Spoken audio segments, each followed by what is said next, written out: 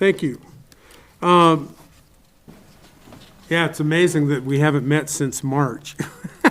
I thought that was a typo Been a in the while. minutes, but it's been quite a while.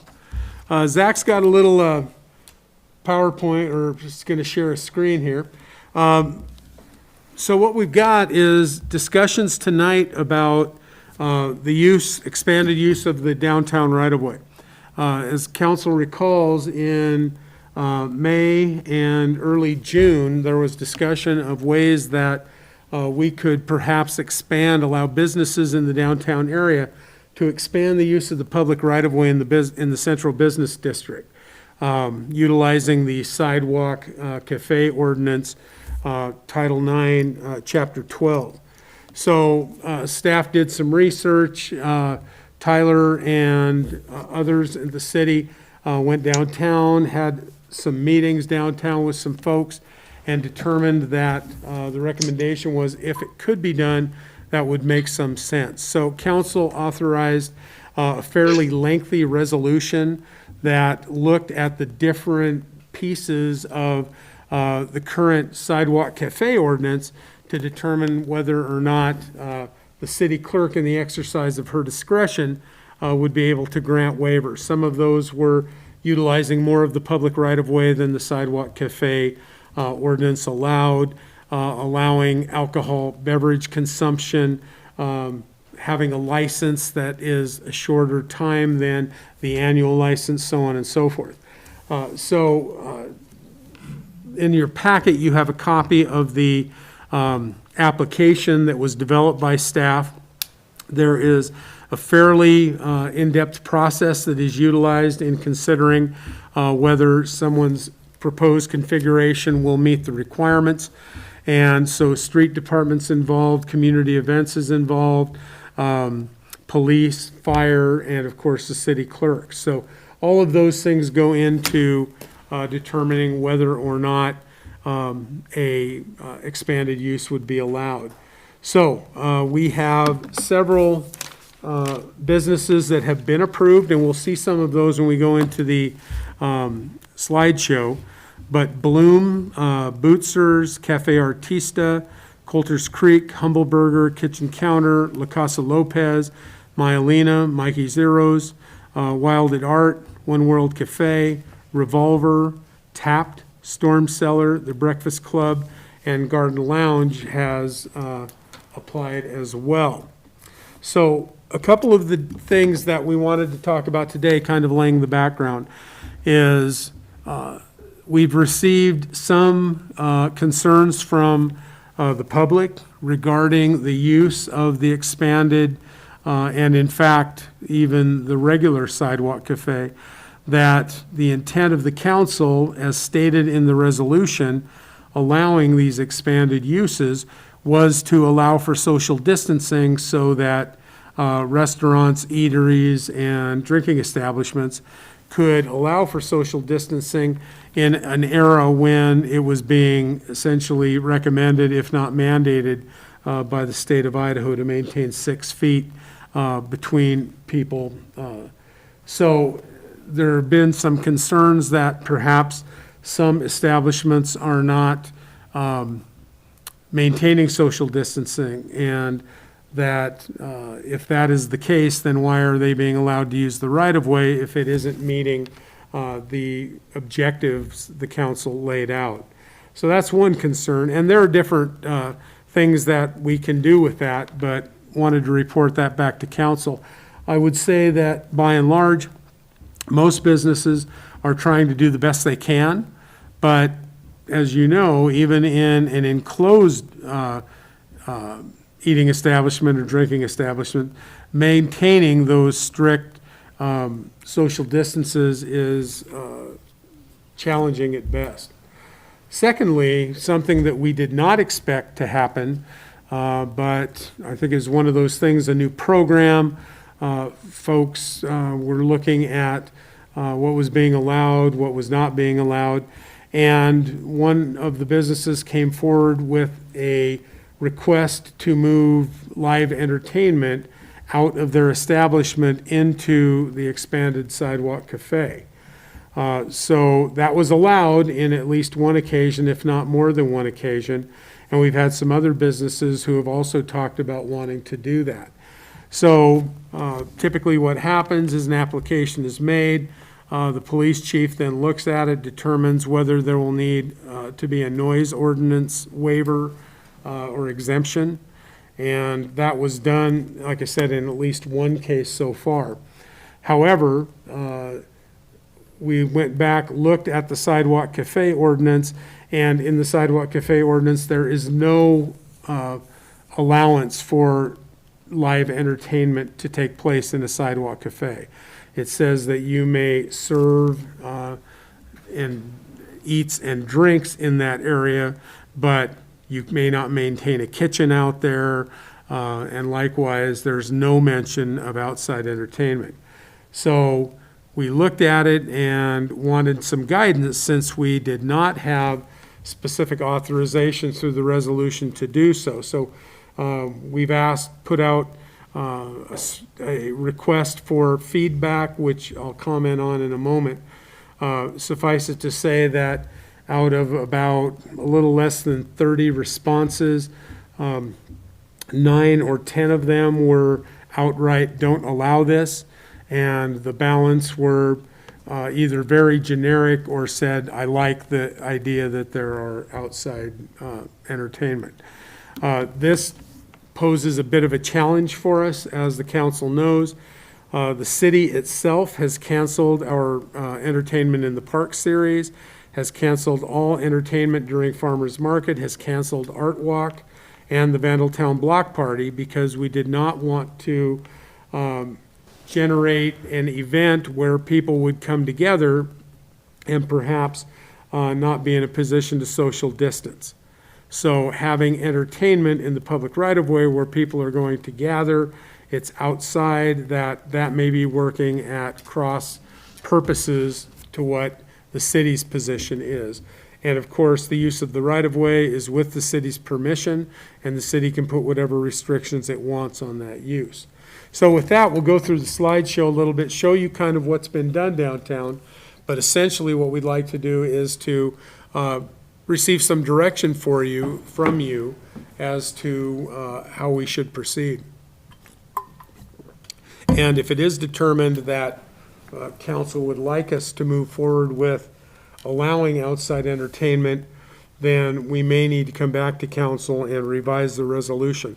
I will tell you that it isn't just the sidewalk cafe, that you can have outside entertainment, but you have to follow the community events process to do so, which involves a filing fee. It is an event. It allows the police chief to put whatever restrictions on it as far as how long it can last, whether there needs to be additional security, so on and so forth. So there is a definite advantage to the business to go with having it in the expanded sidewalk cafe than it is to call it a community event. In addition to that, some of the discussions we've had in the remote past about granting these community events is you have a sizable residential element in downtown Moscow. Allowing businesses to put live entertainment outside at their discretion, meaning every night, every other weekend, would have some impact on those residential uses. So those are bigger questions, but also one of the reasons that the sidewalk cafe ordinance was silent on the issue. Okay. And on the other side, I will tell you that at least one of the businesses that had one of these sidewalk cafe performances was that, well, it's much safer for the musicians and the public or the patrons to do it outside than to do it inside, which is true. I'm assuming the CDC and everybody else has said that being outside is preferential to being on the inside. However, just because that's the case, does that make it something that should be allowed as a matter of right in the right-of-way. So, moving right along, this is the corner of the northeast corner of 3rd and Main, and this is Cafe Artiste right here. This is an interesting, we showed you when we proposed the resolution, showed you some potential different configurations for use of the right-of-way. This is one that's interesting because you've got Cafe Artiste, Kitchen Counter, Mad Greek, and Tap, all who wanted to have expanded use of the right-of-way. So this is the southern end of that. And as you can see, there's some Jersey rail that was put up because they're utilizing some of the parking area to expand. So moving along to, should be working. How do I move it ahead, Zach? Let's find out. I would like that.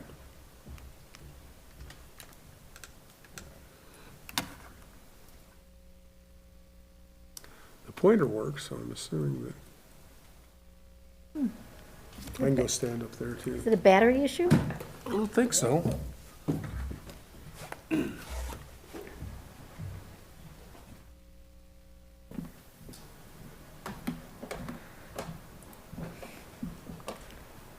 It'll advance with the.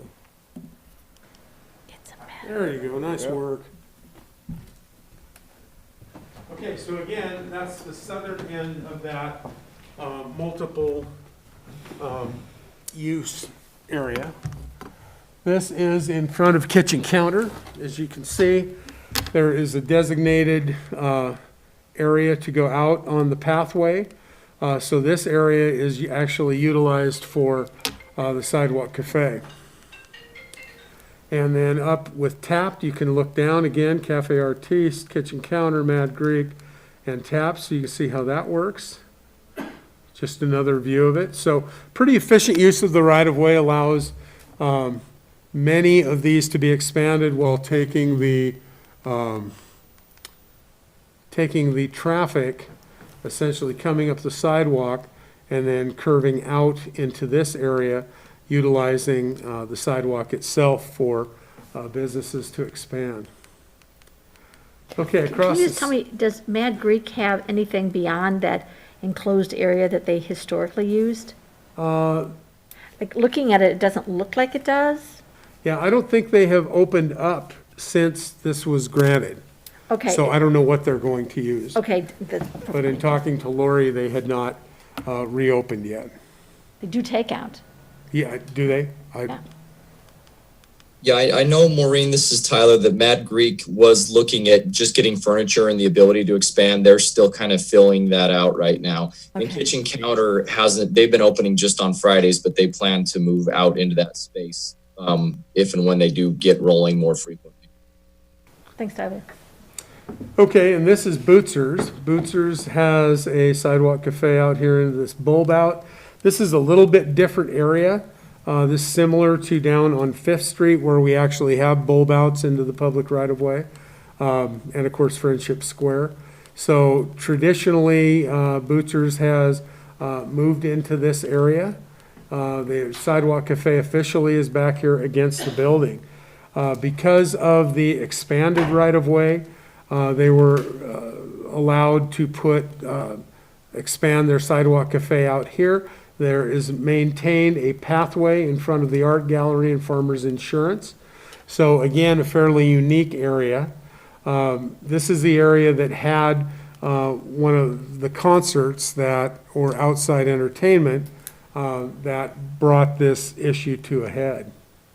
So as you can see, looking down, again, this is Bootzer's Coffee House here. And this is the previous sidewalk cafe.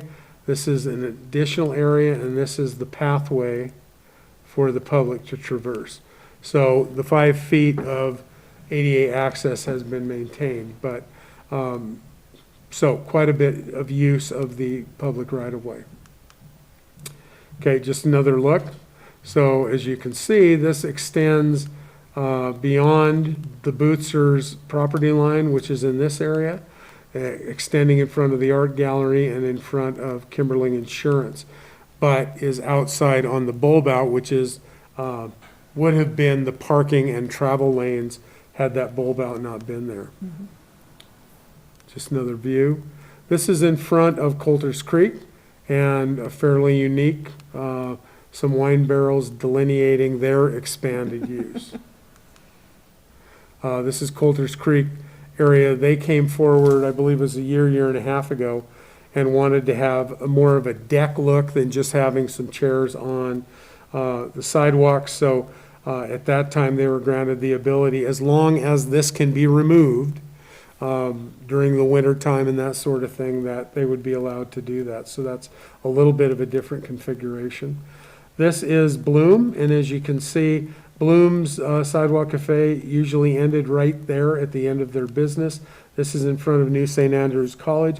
And again, the council's resolution stated that if you desire to expand in front of a business that abuts the right-of-way that you're looking to occupy, that you need to get the authority or the permission of that business. Not that the business has the right to deny it. That was just a condition that the council put on there, that if a business didn't sign off on it, an adjacent business, that council would not grant that. This is looking down past Friendship Square. As you'll recall, one of the things the council also authorized was that there could be encroachment of a sidewalk cafe into Friendship Square for a certain amount of feet during farmers markets. So these tables, which typically Bloom would have out there in their normally licensed sidewalk cafe, would have had to be removed and stacked somewhere during farmers markets, so that relieves them of having to do that. Okay, this is Casa Lopez, and they expanded in front of the Chamber of Commerce. So they're allowed to, because they got the chamber's permission, they've been able to put 2 or 3, 4 tables in that area as well. They also moved their typical sidewalk cafe, would have been out to about right here. They were expanded a couple, 2 or 3 more feet into the right-of-way, and of course, again, maintain that 5 feet of ADA access. Just another look, you can see it appears to be fairly narrow, but that is ADA access. Okay, this is Mikey's Heroes, and it isn't as expanded as he has authority for. He can expand further to the north, I believe it's to the north, but he just has chosen, or they have just have chosen not to do that at this point. But again, just another look. And this is One World Cafe, expanded a little bit out, but the main thing for them was here along 6th Street. You'll recall that this was an area that the proprietors wanted to be able to serve alcohol along the side here. There were some regulations about City of Moscow regulations of having some sort of barrier or barricade separating that area from the street or the sidewalk was necessary. So that is something too that council allowed some discretion to the city clerk on. Okay, so you can see this. This is Myelina here, this business. So it expanded out. This is the property line right along here. So they were allowed to expand out somewhat into the public right-of-way. Their plants here delineate that. And this is in front of Vine and the bagel shop. So as you can see, this is the typical sidewalk cafe area. This is the area that they were allowed to expand.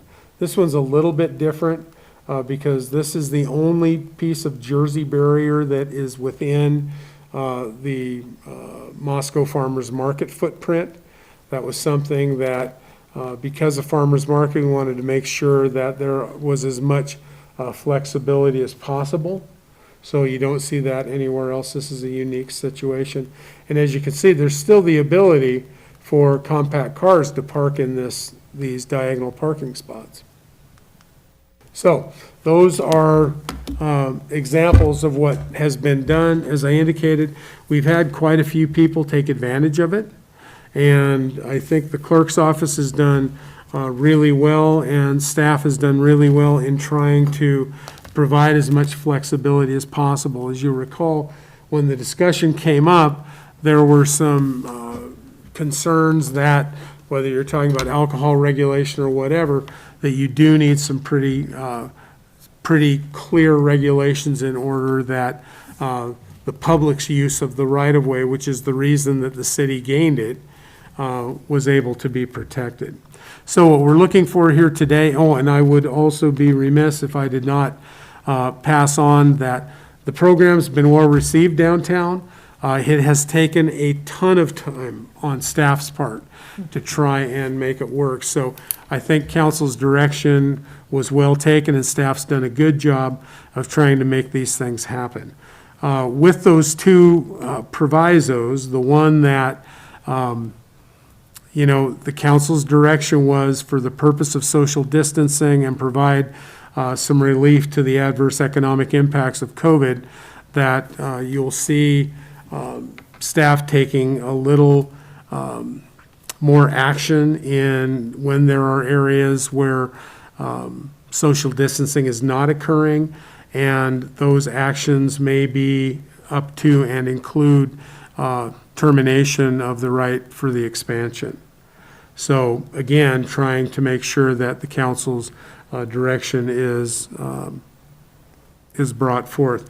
Secondly, the outside entertainment, and without specific authorization from council, we will hold off on issuing any permits for that until we get that direction, because there is no authorization other than as a community event to grant use of the expanded area for live entertainment. So with that, happy to answer any questions. I know Lori's on the line and Tyler is as well, so we'll answer any questions that you might have. Yes? Mine's not really a question, but I want to say that I'm concerned about permitting live entertainment for several reasons. One is that the droplets spread further, like up to 26 feet when someone's singing. And so it seems the reason someone has live entertainment is to attract more people to coming downtown, and you then create a bigger problem with respect to social distancing, because in order to have it, you need to have them 26 feet away. And I think that takes you past the area that they could possibly be in. So I am, at this point, very concerned about granting outdoor entertainment. Yeah, I share Maureen's concern. The whole reason for expanding sidewalk cafes into the public right-of-way was to provide the ability to maintain social distancing. And the Sorry, Art, can you talk into the microphone better? I can't hear you. I bet that's why it was turned off. So, okay, so the whole reason for putting this ordinance in place to allow access to the public right-of-way was to create the ability of the establishments to maintain social distancing. And from my point of view, the inclusion of outside musical entertainment defeats that notion. And like Maureen, I'm very concerned with that aspect. As long as the establishments up and down the central business area are able to maintain social distancing and make use of the public right-of-way, I think that's great. But when the mission creep begins to occur and live entertainment begins to transpire, I think you not only do away with the ability to socially distance, but you also bring more people in downtown, which only compounds the whole issue.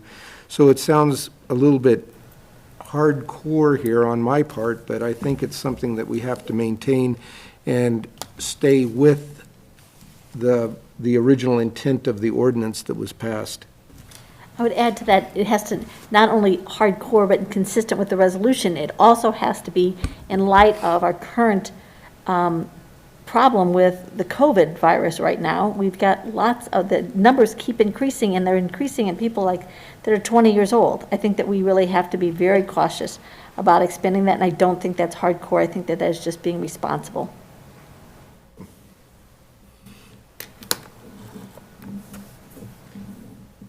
Anything from Ann?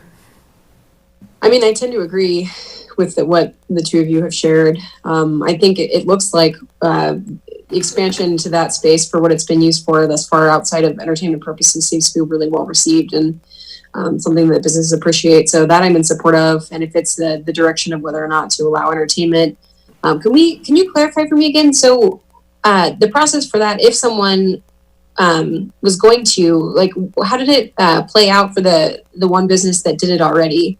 Was it just something that they decided to do and host, and it didn't go through any kind of city process, or was there some kind of approval for that? Yeah, there was an approval, contacted, I think it was a bit of naivete on staff's part, and that because it was an expansion, it was intended to help make a healthier, go outside atmosphere, social distance, that I don't think we really looked at it from that perspective. Since it was an expansion, the chief did look at it and granted the noise exemption, so it was looked at from a noise perspective as well. But in going back, when it became a pretty regular desire by some businesses, we went back, looked at the ordinances, and there really is no authorization under the sidewalk cafe ordinance as it sat before. There was a downtown, there've been some downtown outside concerts. The Modest Music Fest, you might remember, on Second Street. Bootsers, I think, had a outdoor concert a couple of years ago, if not last year. And that was all done as a community event. So there were regulations about have the music against the buildings rather than go up the corridor on Second Street and keep the residents awake.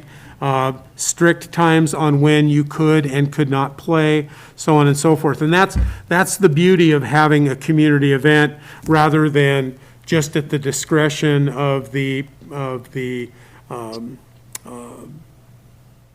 facility owner, or even if it is just the discretion of the police chief from a noise perspective. So I think we just weren't prepared because it was new. We just didn't look at it that way. Then we went back and looked at the research and realized that, no, it's really not authorized.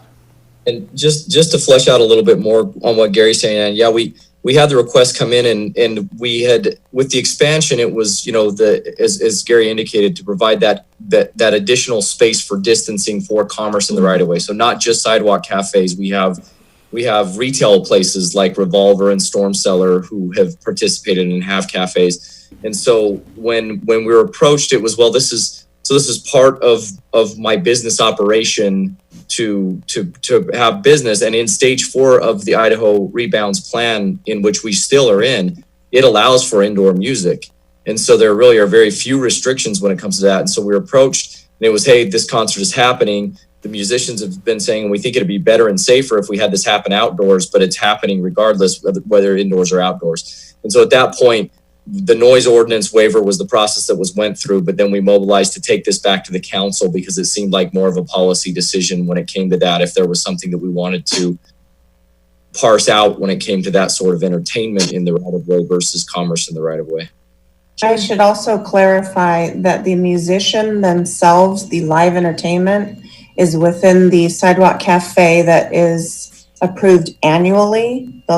The actual band was not in the expansion. It just brought more people into the expansion area.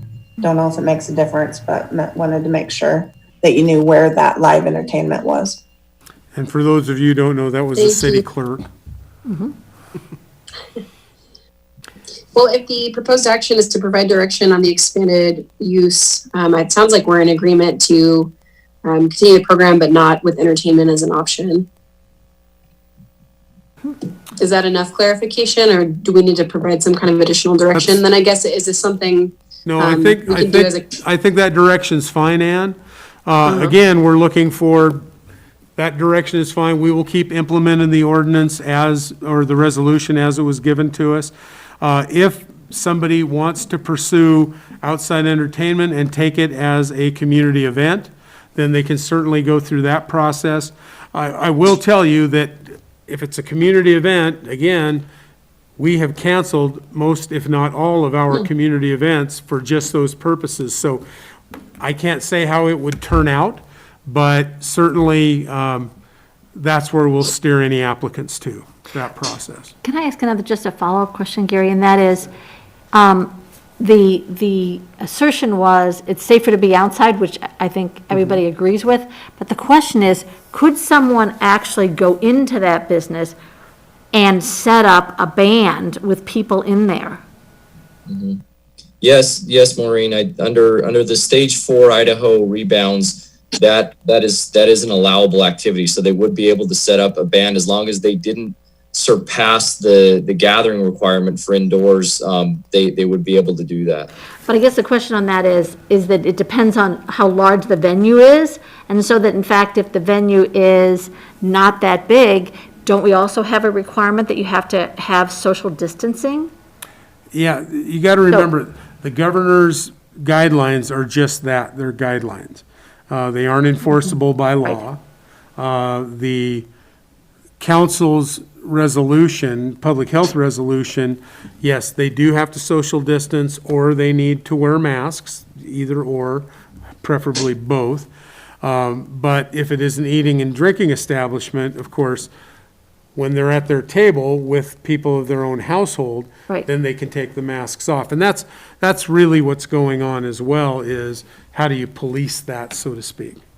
But, yeah, the governor's guidelines are just guidelines at this point. I guess my bigger concern on that is the venues that have actually had musical events in the city are not that big. And so if you have a band in there playing and you have people there as well, it's hard to think that it's going to come in conformity, even in groups with social distancing. Okay. And I think anybody who's been in one of these venues when they've had a live band, it's been fairly crowded. It is very crowded. So with social distancing, that'll be a lot tougher. And it may be one of those things that the business just has to make the choice whether they want to do it or not. So that there's no enforcement policy if in fact there's a band in there and there's more people than could possibly. No, they will be expected to follow the council's resolution. But whether they can, I'm talking about whether they can make it pay within those guidelines. They're going to have to make that choice. Okay, thank you. One further comment is just a note of appreciation to staff for some very imaginative approaches to providing additional space for these venues within the public right-of-way. There is some fine examples of very creative thought, and I very much appreciate staff's efforts in that respect. Thank you. I agree, and also the photo examples today too, very helpful. Thank you for those. Thank you to Lori and Zach for getting those photos. If you had mine, they'd have been washed out in black and white. Well, I guess I would just ask Art and Maureen, do you think this is something that we should send to the full council, or comfortable giving this direction today out of committee? I think getting opinions from the rest of the council would be beneficial on this and get everybody on the same page relative to the council's ordinance and the application thereof. I agree. I mean, Okay. it comes out of here with three of us saying yes. We can Yeah, bring it then I'm forward with the thinking then- recommendation. Yeah, forwarding with regular, recommendation, yeah. Yeah, Okay? We will do so. perfect.